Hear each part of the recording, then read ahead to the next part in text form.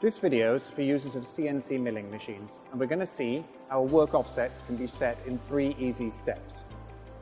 In this example, we're on a Fanuc control, which we've hooked up a tablet PC to. If you've got an older machine, which this isn't possible on, you can also use the GoPro smartphone app. So Mike, why don't you show us how that work offset can be set? So what we have here is we have Set and Inspect. So this is a graphical application that allows us to easily navigate through cycles and pages. So I can choose what I want to actually program. In this case, the spindle probe. I'm going to select my measurement cycles. As you can see here, with a lot of buttons with images to help the user understand what it is that they want to program. In this case, I'm going to choose a ball. And when I come into this cycle, I'm presented with a series of settings which I can populate. Each of these settings is given a help image and some instructions as well. So for those users who haven't had much experience or no experience, it should hopefully make that a lot easier to program.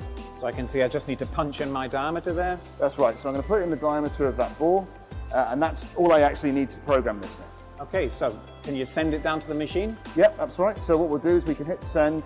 Now this is connected via Ethernet, so that's now going to send that directly to the NC. Ah, yeah, I've seen it's made it the active program. That's right, yeah, exactly. Great. That. So now that's ready to run. So I don't need to worry about turning the probe on, all that's handled? No, that's all handled inside the macros. So the actual only thing that you need to do is you need to make sure your probe is calibrated beforehand. Obviously we provide the cycles to do that.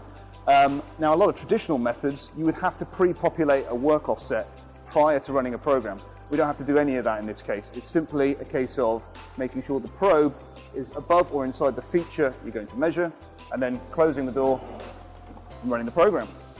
Great. Very simple.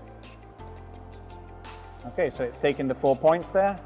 I guess the work offset's been updated. That's right, so that's now set the work coordinate system.